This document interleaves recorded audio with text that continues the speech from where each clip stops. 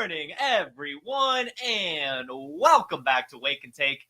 It's your boy Jason, and we've got some football to talk about today. Today, we are talking Market Watch. I've got 8 players today that you should be buying or selling based on their current valuation, and it's going to be a good one. We have some great buys and sells today. I'm excited to talk about these players, so go ahead and take out your coffee, sit back, relax, and enjoy the show.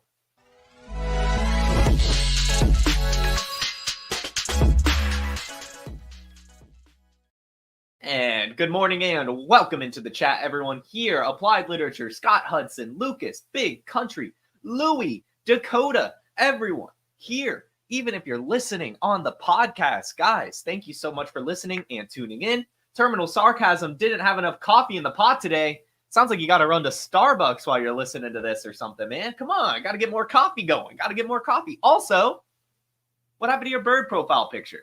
What happened to the bird profile picture? Alex, welcome in. Guys, we've got the Market Watch. This is just what we do on Wednesday. We talk about some of the players that valuations have changed or maybe even stayed the same, but that I'm more comfortable making a move on. So 8 players, buy, sell, no holds today. Today, only buys and sells, genuinely. It's going to be a good one. Go ahead and start with Tua Tagovailoa. Guys, we're buying Tua. We are buying Tua. I looked at Keep Trade Cut this morning. I looked at Keep Trade Cut last night, and he is outside the top 25 as a Dynasty quarterback. And this, I believe, would honestly be a move for both Redraft and Dynasty. I've seen Tua dropped in a lot of single quarterback leagues. I would begin to pick him up over the next couple weeks, but in Superflex as well, this is a player I want to trade for. I want Tua Tagovailoa. I know that I'm on record saying I want him to retire, but I'm also on record saying that he's not going to retire. He's not. You know, the report came out almost 2 days after the concussion that he doesn't plan to walk away from football. That showed to me he didn't really give it any thought at all, that he wants to keep playing. But then Ian Rappaport, or maybe it was Schefter reported this week that Tua has been meeting with a bunch of neurologists, and none of them have told him anything that would dissuade him from playing, that he's been symptom-free over the last week, and that he should return earlier, or, right when he finishes up his RR stint of the 4 games. He should be back right after that. So, get Tua Tagovailoa on your team, guys. We've seen him play really well so far this season. In week 1, or I guess really through the 2 weeks in general so far this year, he had 62 pass attempts for 483 yards and 2 touchdowns, was averaging 13.6 fantasy points per game, which was solid, but we've seen better from him. Last year, he was 16th in points per game. In 2022, he was 9th in points per game. And last year, he had almost 5,000 passing yards.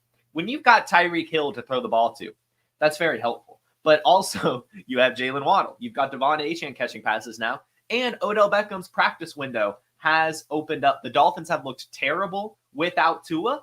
They've looked terrible without Tua. And that shows that he's good. He's just playing good. And again, I mentioned he is quarterback 25 right now on Keep Trade Cut. He is behind Bo Nix. He is behind Michael Penix. He is behind Sam Darnold. He is behind Geno Smith. He is right next to Derek Carr, Matthew Stafford, and Kirk Cousins. All of those quarterbacks, I would rather have Tua Tagovailoa over, okay? I know it's scary. I know it's tough. And I know we're worried that he may retire and not play as long, but this is a player I am acquiring in both Dynasty and Redraft. He's been productive throughout his career. He's got good weapons. And right now the market is cold on him because we're not sure if he's going to return. But every report suggests that he will return and that the thought of retirement really hasn't even crossed his mind. So if you can get Tua Tagovailoa for a decent price, which the market is suggesting you can, do it, and reap the benefits later. I will definitely be sending out some like Geno for Tua trades. I will be sending out some Sam Darnold for Tua trades. Like I want Tua. I want him on my team because I think that he's just going to be awesome, especially in Dynasty. Like if you can get him in Dynasty Superflex, that's probably where it's even easier to acquire him. Because people are worried about his longevity. It doesn't seem like he's retiring. There's no report suggesting that at all. So just get him while you can. And before we move on, shout out Terminal Sarcasm. Picasso is back as the avatar, requesting a Pip cameo. Hold on, he was eating, so he's kind of mad at me. But here we go, Pip cameo. Pip, say hello. Say hello to Picasso. There is not a thought going on in that bird's head. Anyway, the next player that we are making moves for, or this time we're actually going to be moving away from, this is George Pickens. I am calling the top on George Pickens' value, both seasonal and dynasty. Wide receiver 23 in dynasty right now. Not sure where he's at in redraft. Probably not that great. He's been kind of hit or miss. 20 receptions, 284 yards, no touchdowns so far this season, averaging 38th in points per game. Wide receiver 23 is a very high price tag for the type of receiver George Pickens is. And don't get me wrong, I'm a huge George Pickens fan. I've been drafting him almost every single season since his rookie year. I've very much been in on him.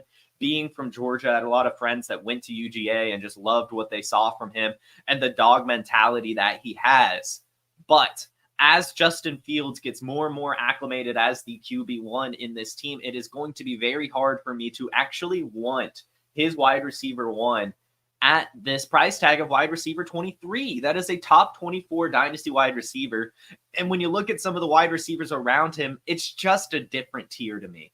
It's just a different tier to me, at least in terms of what that ceiling could be. It's going to vary on what type of trade package you could get. And for the most part, I'm trying to down tier George Pickens. I'm not sure what you'd have to add to tier up to him, but if you could get, like right now on Keep Trade Cut, we'll see if this ends up changing. And I'm sure that, I understand that it varies from league to league, but right now, George Pickens is ahead of Xavier Worthy. He's ahead of DJ Moore. He's ahead of Jamison Williams. He's ahead of Chris Godwin.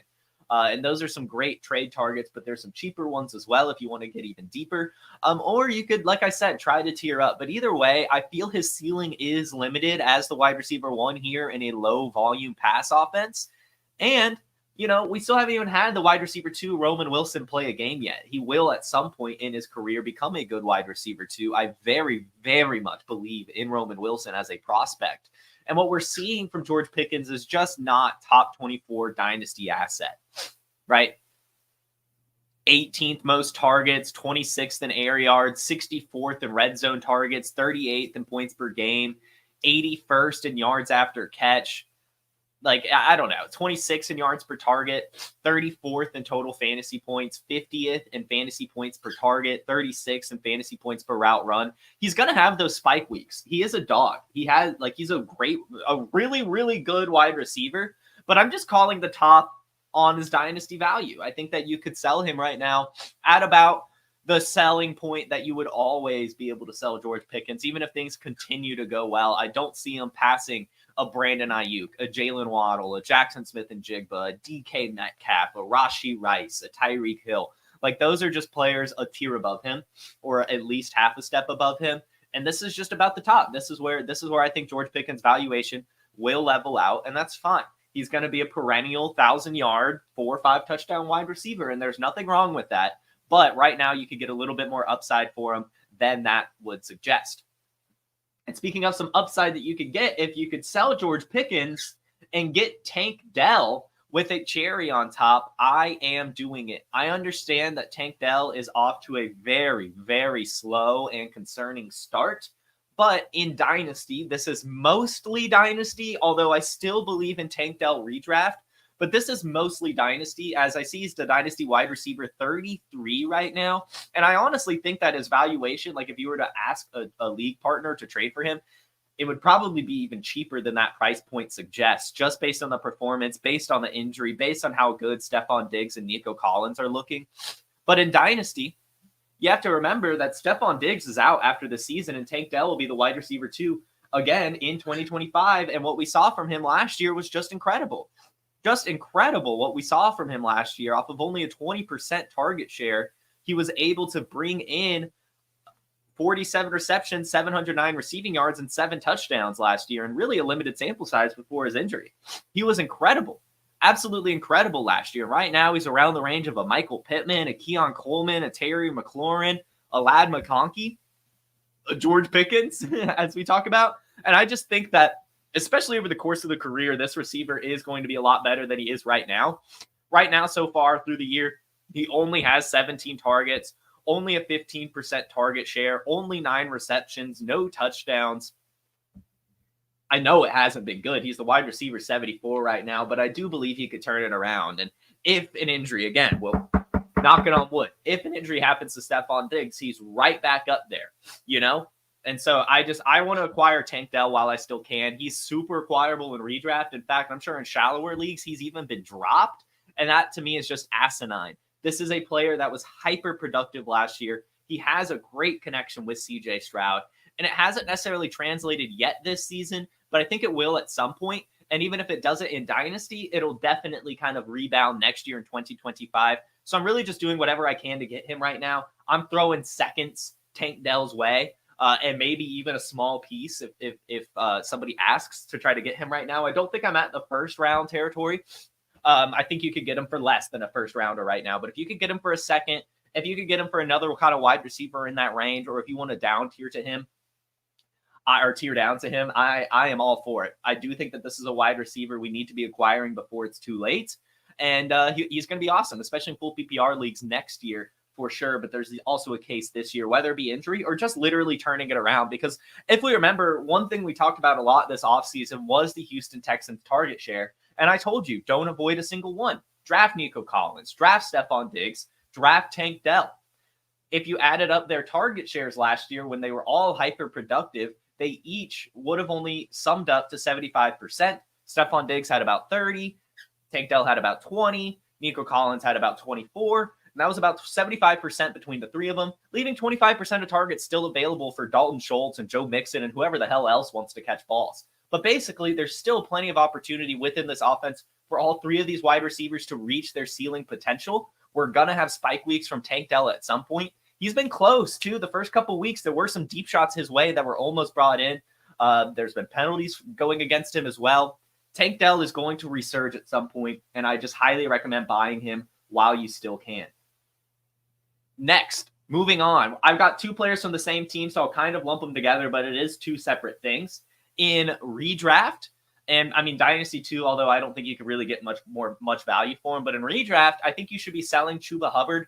Right now, he's the RB15 in PPR leagues. He's averaging the 18th most fantasy points per game with 15.8, 296 rush yards, 84 receiving yards off 13 receptions. He's been a machine with Andy Dalton back at the helm. And people are getting really, really excited about what the Carolina Panthers backfield and really the team in general is putting together on offense. And so I do believe if you have a Chuba Hubbard, you should be exploring selling right now.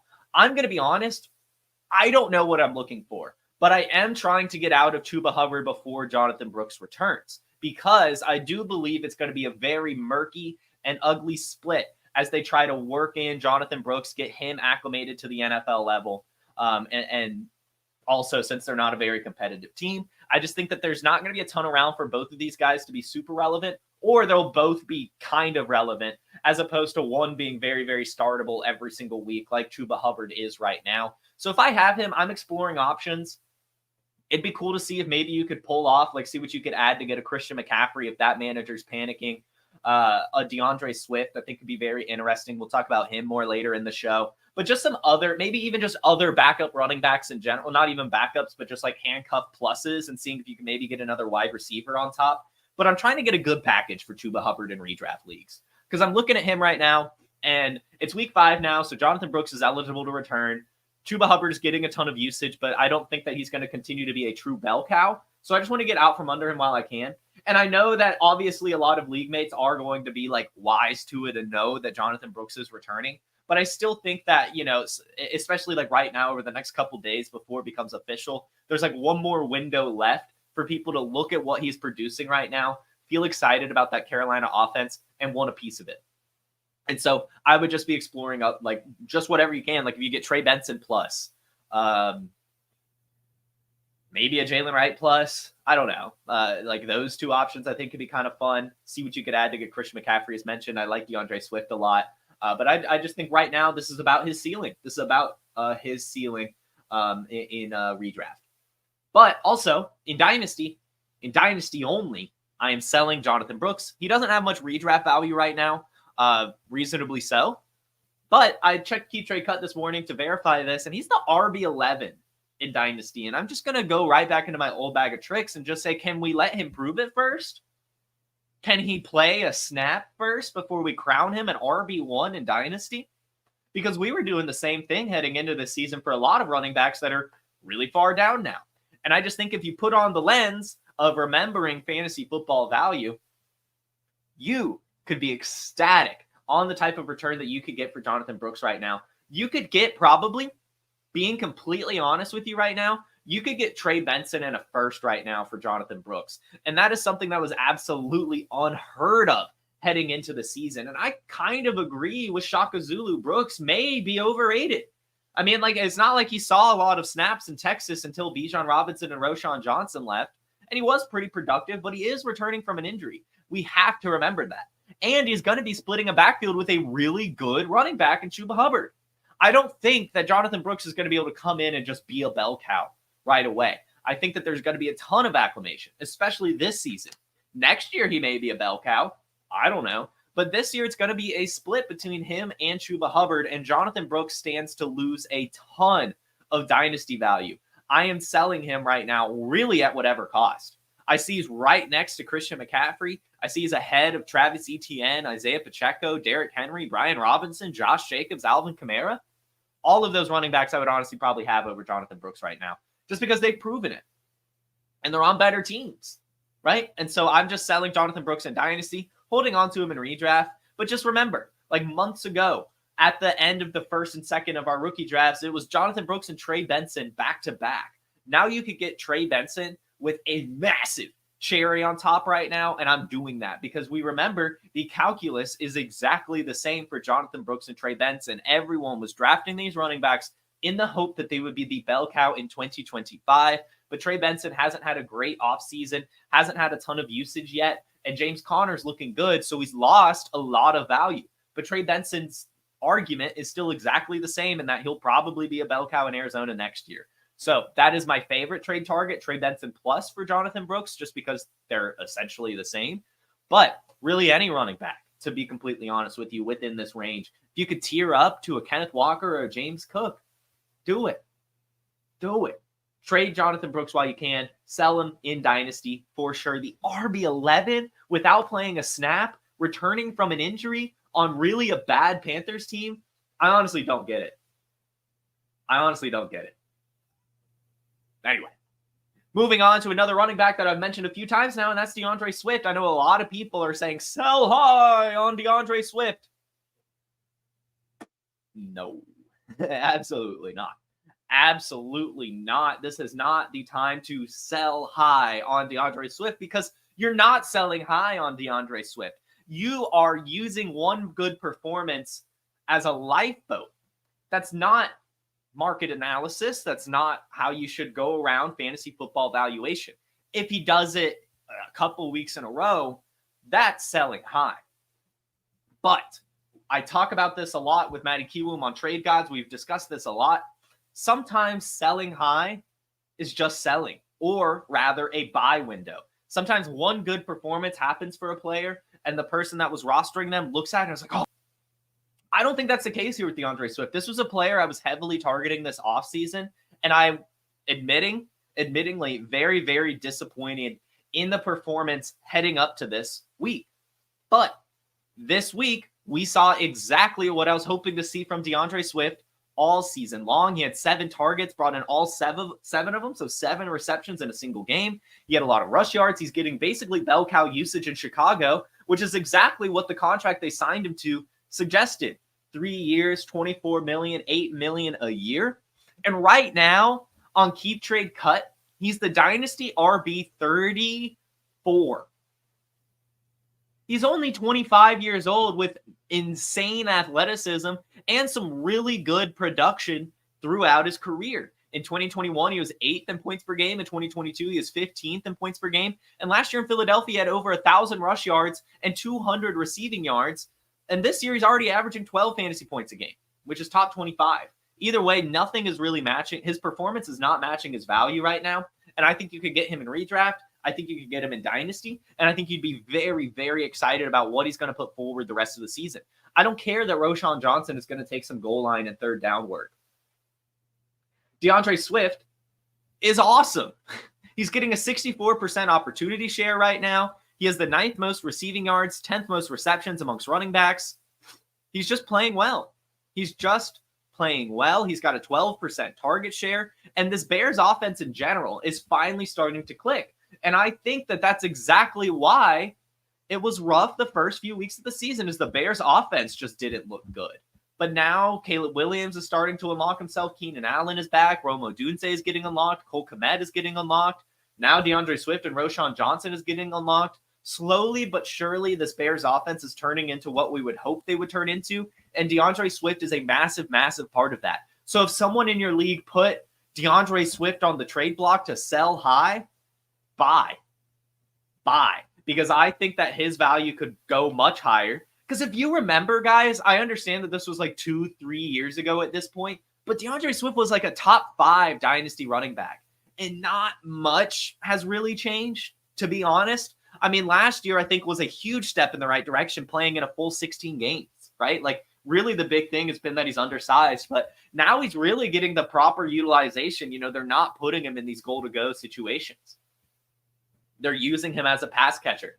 They're using him running outside and stretches and stuff like that. Like DeAndre Swift is getting proper utilization, and everything is finally starting to click on the Bears offense. I think that DeAndre Swift is going to be a really big part of it. And I just want to get him on my team, especially in PPR leagues, while I still can. I understand that he just had a great performance, so this isn't a great time to buy. But like I said also, that also to me suggests a buy window right now. And so I want this player. He's awesome. He really, really is. Get him while you can. Moving on.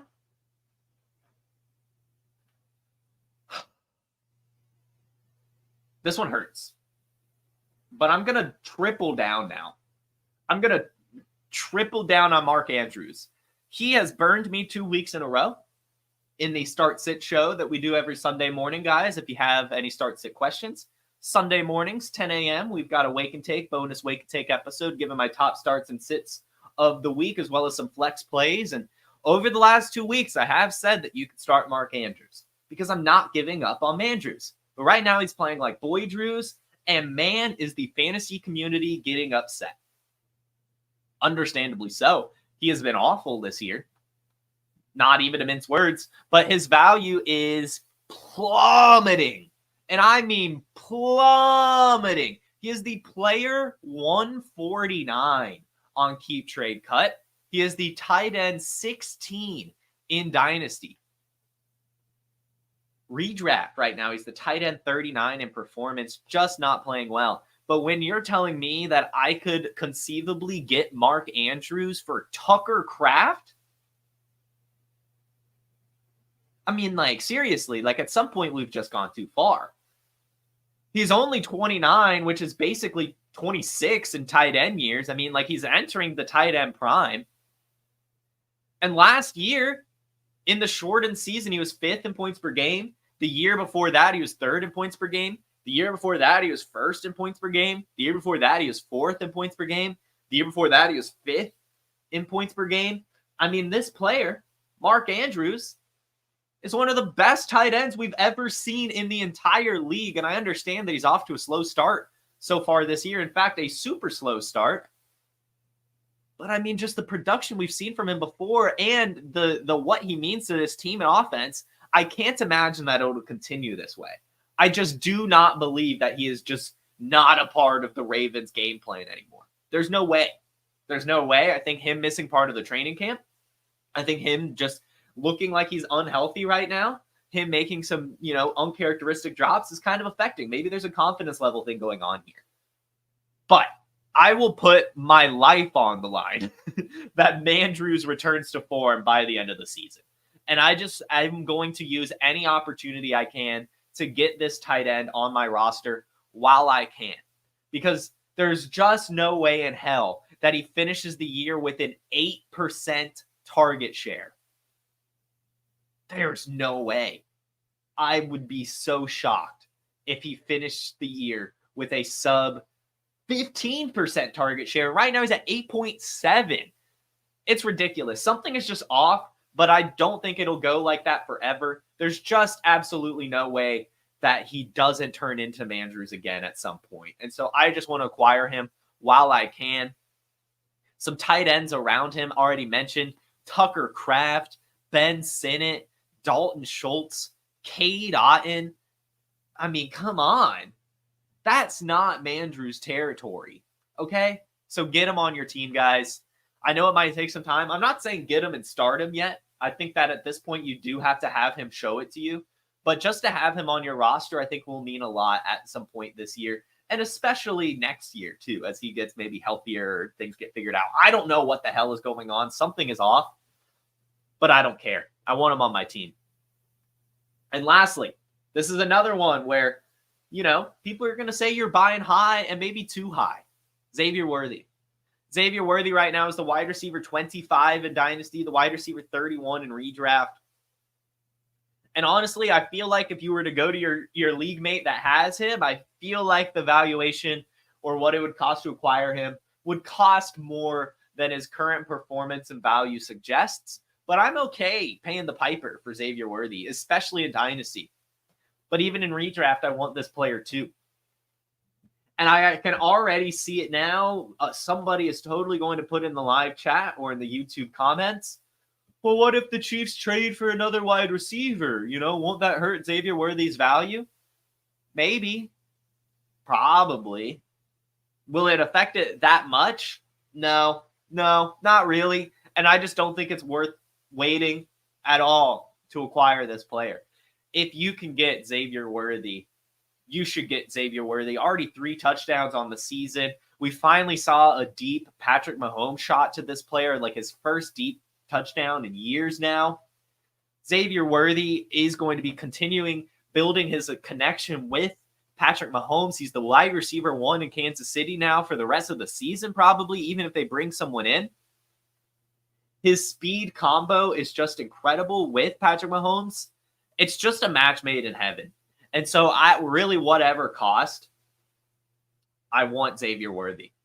I want him so bad right now. Some players around him that I would honestly, Jordan Addison, I would rather have Xavier Worthy. George Pickens, I would rather have Xavier Worthy. Brandon Ayuk, I would rather have Xavier Worthy. Jalen Waddle, I would rather have Xavier Worthy. Jackson Smith and Jigba, I would rather have Xavier Worthy. Honestly, it goes on and on. I don't think that this player's value has caught up to the performance that he's going to bring rest of season or even throughout his career. They used a first-round pick on this player. And generally, the Chiefs rookie wide receivers are slow to start off breaking out. But he's already broken out. He broke out immediately. I mean, he scored the first touchdown of the Chiefs season, for God's sake. So this is a player I want so bad, especially in Dynasty. I will pay up. I offered DK Metcalf straight up, just to tell you. I offered DK Metcalf straight up like 3 weeks ago for Xavier Worthy. Like, I want him so bad. So bad. And I can't really explain it enough. Get him on your team while you can, guys. Xavier Worthy, Redraft and Dynasty. Going to be a stud rest of season. Going to be a stud in his career. And the fact that you could get him outside of top 24 wide receiver value to me is honestly crazy. So Xavier Worthy, one of my biggest buys right now. Sure, you're buying high, but I don't think it matters. Ladies and gentlemen, that was the Market Watch. We are buying Xavier Worthy. We are buying Mark Andrews. We are buying DeAndre Swift. We are selling Jonathan Brooks. We are selling Chuba Hubbard. We are buying Tank Dell. We are selling George Pickens. And we are buying Tua Tagovailoa. Everyone, thank you so much for tuning in. Let's check out the questions that I saw popping up in the chat. I'm going to go to the top and then scroll to the bottom. Would you trade Drake London for Darnell Mooney and Chuba Hubbard? No. I mean, I would look for Mooney plus. I'm not looking to acquire Hubbard right now, as we just talked about the sell case. If you can make that a different running back, I would probably do it. It's honestly looking like Darnell Mooney is going to outperform Drake London this season. How long can we go winless in a league before you have to look to next year and beyond, especially when draft order is based on points for? Honestly, if I am 0-4 right now, unless I've got like a legitimate chance to turn it around, because you can go undefeated the rest of the year or whatever. For the most part, I would say 99% of the time, you should start rebuilding. I think that this is a lesson I'm starting to learn myself this year. Rebuilding. just rebuild. I'm always been someone that tries to compete year in, year out, try to win that thing no matter how bad my roster is. But I finally adopted a bad orphan this year, like a truly just shit team. And I've had a lot of fun rebuilding it, just like accepting that I'm not winning and making some fun trades. And honestly, I feel pretty proud of the team that I'm starting to build. And I think that if you are winless right now and things look like if everything just has to go right for you to win this thing, you're probably not going to win this thing, more than likely. You know how hard it is to actually win a fantasy league? You could be first place all season long and then just lose that damn championship. At the end of the day, it's all luck. So I would honestly, if I'm not winning right now, if my team is just good but not quite great yet, I'm pulling the plug. I'm going rebuild. What are we doing with Rachaad White? He's probably a buy. But it's looking like it's going to be a split all season. And I just have a trouble buying those running backs. But you could get them for a decent price right now. Would you trade Cooper Kupp for Rico Dowdle and Chase Brown? I would hold Cooper Kupp. You do not drop Anthony Richardson yet, but you do definitely pick up Justin Fields. I do agree that Pickens and Young and has the talent. And I probably should have classified him as a hold/sell. But what I'm just saying about George Pickens is I'm mostly just calling the top. It's similar to like my Rashee Rice take a couple weeks ago when I said sell Rashee Rice. It isn't that Rashee Rice was a bad wide receiver, and it wasn't that Rashee Rice was probably going to end up being a league winner this season, but he had moved up to like wide receiver 9 in Dynasty, and I didn't see any more room to grow. And so I said sell Rashee Rice, and that's kind of how I feel about George Pickens. He's wide receiver 23 right now, and I feel like at most he could be like wide receiver 20, wide receiver 19, and I just don't know if he'll ever really attain that with Justin Fields or even Russell Wilson as his quarterback. And plus, in the show, I did mention I'm a big fan of Roman Wilson too, coming in at some point. So I don't know. I would at least explore selling, but if you end up holding him, that's fine. I mean, like I want a good return. I just think you could get a pretty good return for him. Who would you sell on this Dynasty team? Rachaad White, Anthony Richardson, Ramondre Stevenson, Garrett Wilson, Amon-Ra, Terry McLaurin, Trey McBride, Zach Charbonnet. I would trade Zach Charbonnet. I would trade Zach Charbonnet and Garrett Wilson. I'm a big sell Garrett Wilson fan. I know a lot of people love Garrett Wilson, and that's exactly why I'm selling him. I think he's good. And that's it. Is Braylon Allen going to end up being the RB1 from this class? Probably not, no. The player profiler rankings, we have rankings for everything, GK. So definitely highly recommend checking that out. We've got PPR, we've got half PPR, we got standard, we got Superflex, we got tight end premium, we got Scott Fishbowl, we got FFPC, we got underdog. All sorts of different rankings.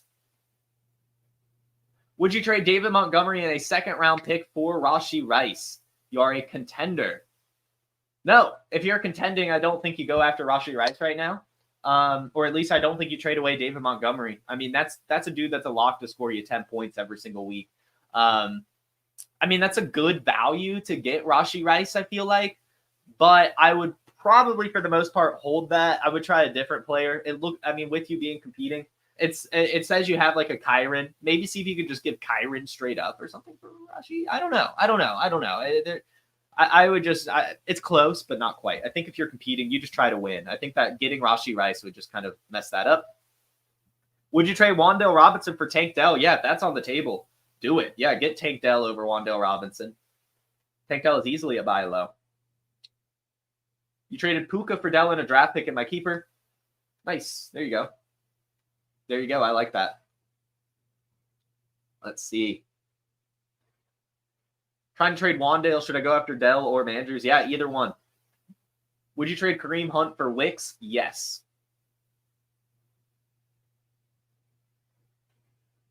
Let's see. Start Watson or Lawrence? I don't feel like doing start sit. Sorry. If you're 0-4, well, 0-4 with Kenneth Walker, I think you should probably at least give it a couple more weeks before you go full rebuild. But, things aren't looking great for you. George Pickens in a second. I mean, like if I would send that out for Rome Odunze or something in Dynasty, I think that could be fun. Is it crazy to trade Tyreek Hill for Stephon Diggs? Yes, I think so. Because I do think Tua is going to return, and I think Tyreek Hill will probably end the season on a tear.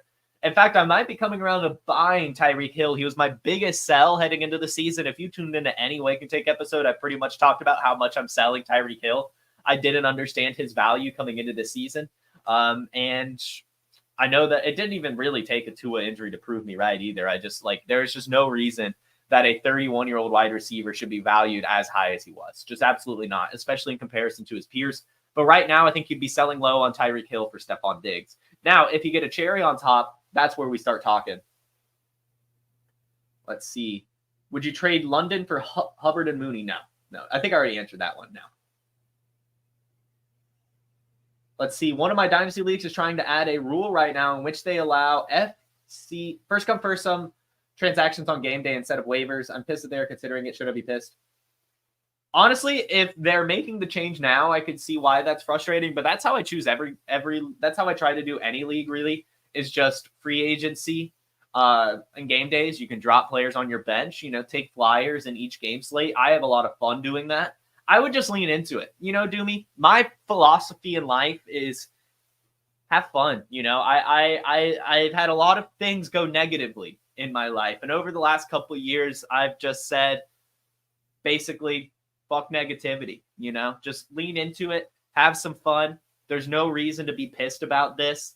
It could be a little bit frustrating, but also on the bright side, now you can take advantage of this new rule and have some fun. Take some flyers in every single game slate, right? Like, that's cool. You could pick up a player at 1 p.m., drop them at 4 p.m., and drop that 4 p.m. player at 8 p.m., and then drop that Sunday night player for a Monday night player. It's cool. Just go with the motions, man. Just go with the motions. Enjoy life. Enjoy your league. Have some fun. Let's go. Everyone. We're going to end it there. We're going to end it there with some life advice, guys. No sense being pissed. No sense being sad. Embrace it. Embrace life. Embrace change. And have a fantastic day. Have a wonderful Wednesday, everyone. Enjoy the rest of your week. Thank you all so much for tuning in. And I'll see you all tomorrow as we preview some more action in week 5, go over the injuries and the other big news stories of the week. So it's going to be a good one. I will see you all then. Have a wonderful Wednesday, a fantastic rest of your week. Hit that like button, hit the subscribe, and have a good one. Peace. From the Podfather to you, I deeply appreciate you tuning in. And many ask, what can I do? What can I do to help support the hosts, the research they do, the production costs? Go to PlayerProfiler.com, Dynasty Deluxe, World Famous Draft Kit, Rankings, DFS Dominator, and of course, Data Analysis. Subscribe to any one of those, and you support all of us and take Player Profiler to the moon.